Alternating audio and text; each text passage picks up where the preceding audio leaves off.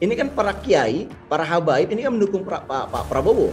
Salah satunya adalah HRS misalnya. Tetapi HRS ini kan di penjara. Dan saya kira HRS ini dan pendukungnya itu punya satu kesedihan yang mendalam. Kenapa? Karena kenapa lebaran ini Pak Prabowo bukannya berlebaran menemui HRS di penjara misalkan.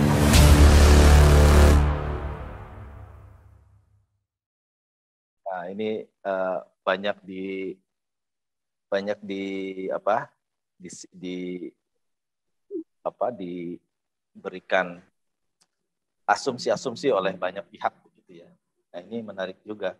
Beliau terakhir berkunjung ke Habib Lutfi ya. Nah, melihat pergerakan politik ini bagaimana menurut Bang Matmur? Oke. Silakan Bang Matur. Ya, saya kira kalau kita lihat apa yang dilakukan oleh Pak Prabowo ya, ini adalah bukan lagi soft campaign. Kalau menurut saya ini udah hard campaign ya. Jadi kayaknya Pak Prabowo ini ingin menjadi pimpinan berikutnya ya untuk presiden ya di 2024 ya. Karena presiden aja nggak begitu aktif ya, setidaknya kelihatan di media ya, tidak begitu aktif ketemu para tokoh-tokoh gitu. Nah, Pak Prabowo ini aktif ya menemui para kiai ya, pertanyaannya memanfaatkan halal bihalal tapi untuk apa gitu kan. Nah, ini foto ya Habib Lutfi ketemu sama Pak Prabowo gitu ya. Nah, saya ingin mengatakan begini Bro Mustafa, kita tahu bahwa sesi politik ya, politik session itu mendekat, semakin dekat ya. Dan Pak Prabowo kelihatannya sudah mulai ancang-ancang setelah dari ketemu presiden di Jogja, beliau langsung kalau ingat tuh langsung ke Jakarta berlebaran halal bihalal dengan Ibu Mega. Antara petinggi dari PDIP hadir ya, dan juga petinggi dari Gerindra hadir. Jadi ini bukan silaturahmi pribadi, tapi ini kalau menurut saya sudah silaturahmi dua partai politik ya, dua partai politik nomor 1 dan nomor 2 PDIP dan Gerindra, karena yang dibawa itu adalah kalau saya ingat Pak Prabowo bawanya pengurus petinggi Gerindra, sementara yang hadir di pertemuan itu ada Ibu Mega, ada Puan, dan ada beberapa petinggi dari PDIP. Jadi ini bukan silaturahmi pribadi, ini silaturahmi dua bukan silaturahmi Menteri Pertahanan ya Pak ya?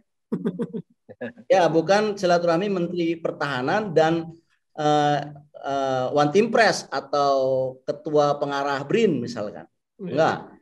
Ya, ini pertemuan dua partai politik besar. Nah, pertemuan ini untuk apa ya? Banyak orang memprediksi ini adalah bagian dari keinginan Pak Prabowo menjadi calon presiden 2022-2024. Pak Prabowo kemungkinan besar akan berpasangan dengan Ibu Puan. Ingat ya, dari Pak Presiden langsung ketemu pertemuan PDIP. Ini kan berarti sudah mendapatkan restu presiden, kemudian mendekati pasangannya. Itu kan logika yang kita bisa baca begitu. Jadi sebenarnya Pak Prabowo ingin mengatakan, saya adalah calon presiden 2024, saya sudah mendapatkan restu dari Pak Jokowi, yaitu presiden saat ini, dan saya akan berpasangan dengan Mbak Puan dari PDIP. Nah, saya kira kalau Gerindra dengan PDIP kawin, ini sudah melampaui ya sekitar 30%-an atau 35% gitu. Karena Megawati kan PDIP hampir 20%, Pak Prabowo itu sekitar 15%, 35 lah. Yeah. Jadi ini udah koalisi besar gitu. Tetapi ingat bahwa Gerindra ini bukan partai Islam. Gerindra ini secara anatomi politik adalah satu partai dengan PDIP, nasionalis. Jadi ini dua gajah nasionalis kawin, gitu. Nah, kekuatan di Indonesia ini kan ada 3 ya, kekuatan nasionalis, ya, ada juga kekuatan Islam, dan juga kekuatan yang tidak bisa dikategorikan dua kekuatan itu, makanya ada kekuatan ketiga ya. Dan saya kira kekuatan ketiga itu tidak terlalu signifikan ya. Tetapi kalau kita lihat peta politiknya akan semakin seru ini, Bro Eko dan Bro Mustafa. Karena begini, dari sisi umat Islam akan lihat loh, Anda Pak Prabowo melakukan safari kepada kiai-kiai, ya, berharap kiai-kiai terutama di daerah Jawa Timur itu mendukung Anda nanti di 2024. Tetapi jangan lupa bahwa waktu Pak Prabowo melawan Pak Jokowi di tahun 2019 kemarin, ini kan para kiai, para habaib ini kan mendukung Pak Prabowo. Salah satunya adalah HRS misalnya. Tetapi HRS ini kan di penjara. Dan saya kira HRS ini dan pendukungnya itu punya satu kesedihan yang mendalam. Kenapa? Karena kenapa Lebaran ini Pak Prabowo bukannya berlebaran menemui HRS di penjara misalkan. Kekecewaan yang mendalam. Ada satu kekecewaan, bahkan ada juga yang mungkin mengatakan sekarang Habib Lutfi harus berhati-hati. Jangan-jangan Habib Lutfi nanti akan seperti HRS gitu. Begitu di penjara tidak ada yang belain, tetapi di awal ini butuh dukungan. Kan kita ingat HRS bagaimana mendukung penuh, ya kan, pencapresan Pak Prabowo dan Sandi saat itu kan. Nah, saya kira harusnya kalau Pak Prabowo adalah seorang negarawan, ya, saya kira sebelum mengunjungi kiai-kiai yang lain di Jawa Timur, Jawa Tengah dan selanjutnya di daerah lain, itu harusnya datang dulu ke penjara gitu loh. Beban moral. Tetaplah ya, berlebaran silaturahmi dengan beban moral dengan HRS, karena HRS ini kan beliau di penjara ini kan juga salah satunya ada residu dari pencapresan kemarin gitulah.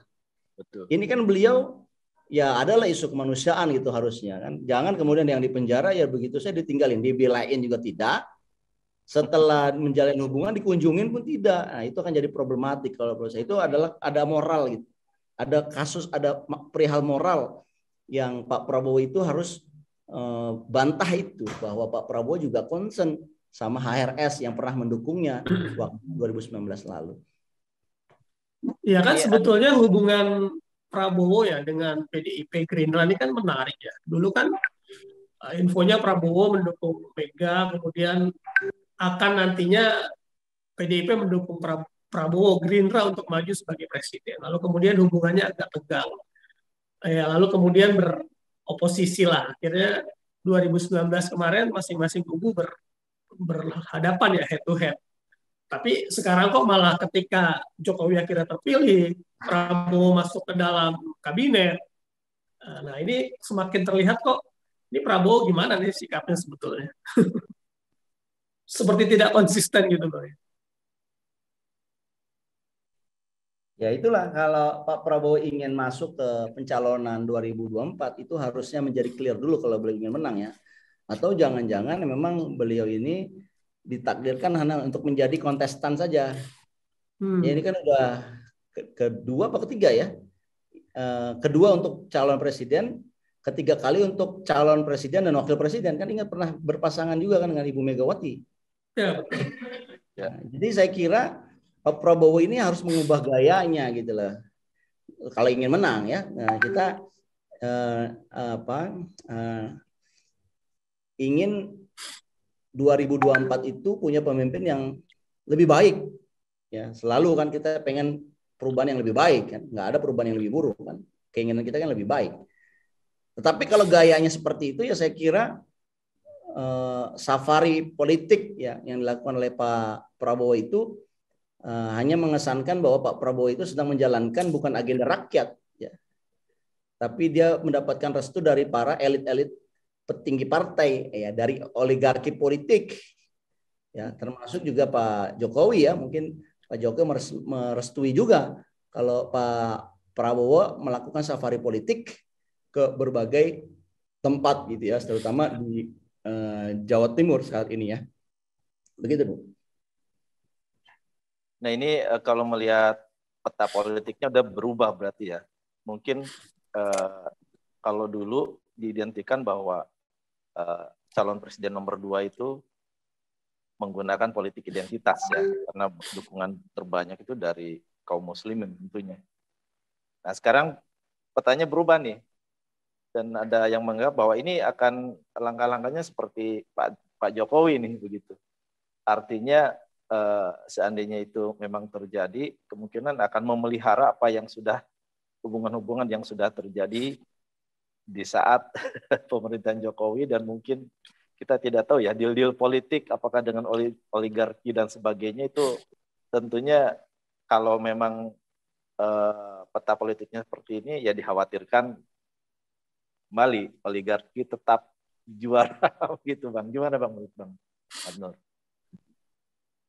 Ya saya kira begini ya, Pak Prabowo ini kan secara usia kan sudah dianggap tidak muda. Ya, sementara kalau lihat dari bonus demografi Indonesia, ini kan pemilih 2024 itu kebanyakan pemilih muda. Yeah. Jadi kalau saya pribadi, saya kepingin yang mewakili anak muda, itu anak muda juga.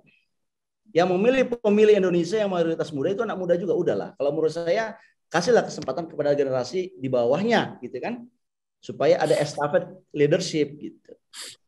Nah, ini kan kadang-kadang syahwat politik ini kan kadang-kadang nggak kenal umur. Udah jadi kakek-kakek juga kan masih punya syahwat politik gitu loh. Bahkan syahwatnya makin besar gitu kan. Ya, saya kira ada gium ya. Tua-tua keladi. Makin jadi ya. Nah, mungkin itu bisa tidak bisa disalahkan kalau orang yang menuduh Pak Prabowo itu sebagai tua-tua keladi gitu, makin tua tapi ambisi kekuasaan makin jadi. Gitu. Nah, karena tidak mempersilahkan kepada generasi di bawah Gerindra misalkan, itu kan banyak ya. Gerindra itu kan ada Sandi, ada Fadlizon, ya, ada siapa lagi itu yang wakil gubernur DKI itu siapa gitu kan? Ahmad Riza Patria. Ya, Riza Patria misalkan. Ya, itu kan bisa juga dikasih kesempatan gitu. Tapi kan ini nggak ditampilkan gitu kan. Saya kira buat kita ini ya pemilih muda itu nggak menarik gitu ya, tipikal yang leadership-nya itu dipimpin oleh orang-orang tua dan dia sendiri yang ingin tampil gitu. Saya kira ini nggak menarik gitu. Dan lagi juga ini Bang, kan Gerindra kan berarti masuk ya ke dalam pemerintahan ya, menjadi partai penguasa ya saat ini ya. Baik ya, kemudian di eksekutif berkuasa, legislatif juga cukup dominan, tapi kan kemudian kita lihat undang-undang yang dihasilkan kan tadi yang sering kita bahas ya, undang-undang yang justru tidak mewakili semangat masyarakat gitu loh, tapi hanya semangat segelintir oligarki. Ini kan sebenarnya jadi catatan kalau kita melihat gimana sih karakter Gerindra ya begitu. Sekarang kan kita sudah bisa melihat sebetulnya. Iya, saya kira Gerindra ini menempatkan posisi di 2024 ini agak kagok nanti ya. Satu sisi dia ingin melakukan perubahan, tetapi dia adalah bagian dari pemerintahan. Jadi kelihatannya kita akan menjadi, ya kita akan tunggulah bagaimana teman-teman di Gerindra ini menempatkan posisinya ya, setidaknya di 2024 ini. Karena buat masyarakat ini kan sebenarnya mereka ingin satu posisi perubahan ya yang lebih baik gitu. Nah, kadang-kadang menisbatkan diri kita bagian dari pemerintahan itu tidak cukup meyakinkan bahwa Anda bisa melakukan perubahan dengan baik. Saya kira itu, Bro. Ya, semoga saja tidak tersandra lagi dengan para oligarki, karena kan udah di dalam dan di luar pemerintah gitu ya. Nah, ini ya dikhawatirkan ya kayak begini lagi, nggak ada perubahan. Ya memang saya setuju bahwa harus istilah Mardigu itu new mind ya. Karena memang sekarang dinamika globalnya udah berubah gitu ya. Seperti itu, Bang. Ya, dan menarik ya melihat tadi Bang yang melanjutkan misalnya safari Prabowo kan bertemu dengan Jokowi, bertemu dengan Megawati, lalu juga bertemu dengan Gubernur Jawa Timur ya, Khofifah ya. Nah, Khofifah ini kan sebetulnya menarik ya, maksudnya di antara gubernur provinsi besar di Jawa, mungkin nama dia yang tidak muncul sebagai capres atau cawapres kan. Kan beda misalnya kayak Ganjar atau Ridwan Kamil ya, Pak Anies Baswedan sendiri yang namanya sering muncul ya. Kalau Khofifah kan tidak. Jadi saya pikir mungkin menjajaki untuk jadi ketua tim sukses kali.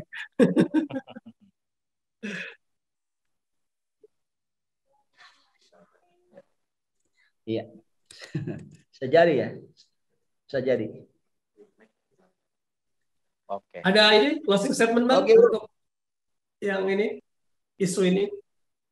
safari politik. Ya, saya kira misterius. safari politiknya Pak Prabowo ini ya punya banyak makna. Tapi makna yang paling sederhana yang diterima, yang dipersepsikan oleh masyarakat ini adalah Pak Prabowo ini ingin mencalonkan diri 2024. Dan kalau safari politik ini kita lihat mendekati para kiai, kelihatannya Pak Prabowo ini ingin kembali mendekati umat Islam. Ya. Pertemuan dengan Habib Lutfi misalkan itu salah satu indikasi bahwa Pak Prabowo ingin merangkul sebagian besar pemilih umat Islamnya gitu. Nah, ada satu pertanyaan publik yang harus dijawab oleh Pak Prabowo, bahwa kalau Pak Prabowo ingin membela umat Islam, maka bela dulu dong. Misalkan begitu ya pertanyaan dari publik, maka bela dulu dong para kiai habaib yang dulu pernah mendukung Prabowo di 2019 yang sekarang ini ada di penjara. Setidaknya nggak usah dibela secara inilah untuk dibebaskan kalau misalkan tidak mampu ya, tapi dikunjungilah minimal. Ya, di momen Lebaran ini berkunjunglah menemui HRS misalnya.